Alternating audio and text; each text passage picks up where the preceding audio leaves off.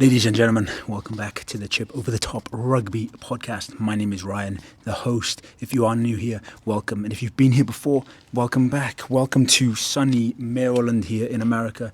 The time is obviously 2:30 in the afternoon. Just finished watching Wales v Scotland, and my goodness, what an incredible game that was. Slightly obviously different location. I'm at home in my garden, or yard as what you would call it here in America. But before I get into that, make sure you give this video a thumbs up and you subscribe for more rugby content. Diolch Yn Fawr. So let's get into it. What a game, ladies and gentlemen. A game of two completely different halves. Scotland absolutely dominant in the first half. Wales just couldn't keep up. Wales couldn't match the physicality. There was errors across the board. Lineouts weren't going right. Just some miscommunications, too much kicking, too long kicking. I have no idea what the tactic was for the long kickoff.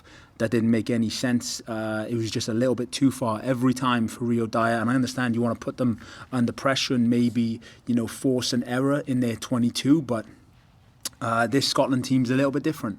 They can handle that, and they handled it very well. And Wales just kept the ball, kicking it away. When Sam Costello kept kicking it high, and he wanted a good chase, it was just it was high enough, but it was too far. And that was not good for, obviously, Wales just gifting the ball back to Scotland. And then, the Scotland just absolutely physical, forcing the errors, forcing the offsides, the penalties, and just capitalising when it mattered the most, scoring tries. So an incredible first half performance from Scotland. You have to give your hats off to them. And obviously Scotland did come away with the win, 27 points to 26. First time beating Wales in Cardiff for quite some time. So hats off to them first and foremost. But then, wow, the second half from Wales was just absolutely blistering. My heart rate, right, at one point was at 115, and I was just sitting there chilled. Obviously had a bit of caffeine, a Monster, a flat white. But wow, what an incredible second half performance from Wales. Whatever was said in the change rooms at halftime made a massive difference. The impact that the bench had off the bench was just insane. It completely changed the way that Wales were playing. And I personally thought, the game changers for me that came on, Elliot D, I've always said he's been the best line-out thrower for Wales and at the regions, and that made a massive difference.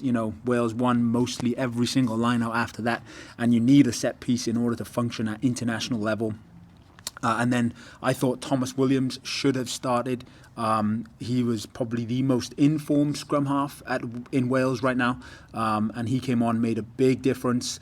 And then I think Leon Brown, not quite as physical as I was expecting, or as I guess Warren Gatland was expecting, because obviously Kieran Azarati came on and hunkered down with Corey Domachowski, who played fantastically, played the entire game, ladies and gentlemen, and that's uncommon for a front row player to do so.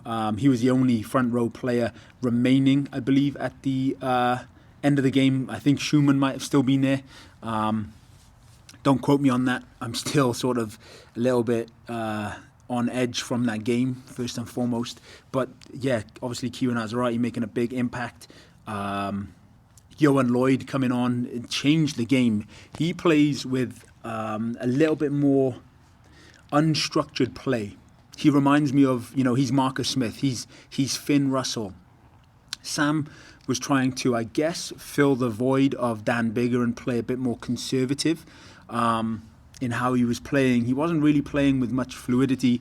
Not his fault. There wasn't that much front ball. Scotland were very physical at the breakdown, counter-rucking continuously, putting pressure on the speed of ball that Wales wanted to play with. But when he came on, there was a massive difference. Thomas Williams, Ioan Lloyd making a big difference.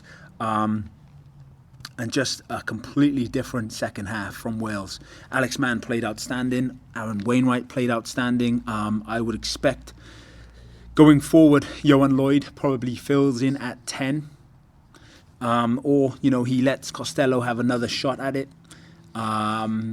Depending on, how his HIA assessment went, because obviously he came off during the second half and Ioan Lloyd came on.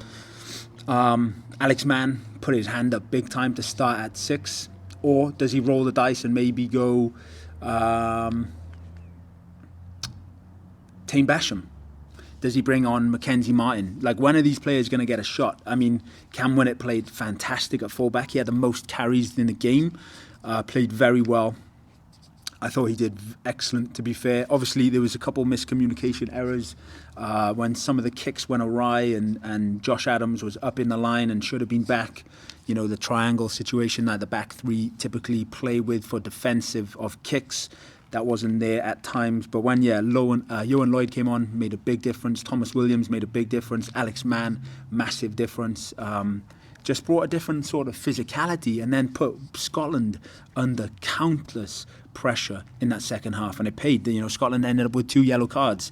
And the big difference in that game was just 1 point. Which is most unfortunate. It was the point that Yohan Lloyd missed first half. Sorry, not the first half. The conversion in the second half. But obviously, you know, it wasn't necessarily his fault. Wales should have scored points in the first half. Maybe some, you know, errors that Wales as a team needs to look at in the first half and hopefully not replicate when they go to England, because England's going to be probably a little bit different kettle of fish to Scotland, maybe a bit more physical based on how they played against Italy today, because they've got some new blood, some big ball carriers in that squad as well. So yeah, looking forward to that. But crucially, one thing that I will mention is that Wales came away with 2 bonus points. A bonus point for scoring 4 tries and a bonus point for losing. So the table will look very interesting. Wales will be sitting at 2 points.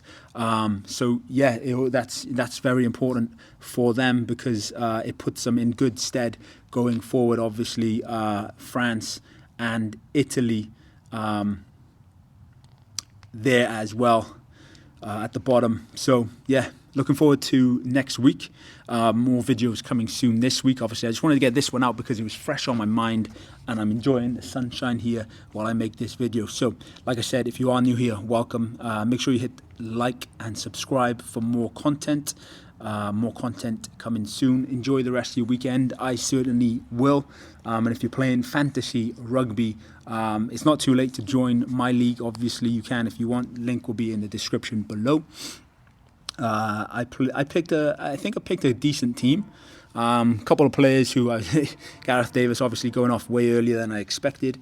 And if you picked Willemse, that sucks because I think he ended up on -1 point after the red cards. But there we go. Anyway, that's all from me. Enjoy the rest of your weekend. Diolch Yn Fawr. Catch you very soon. Peace.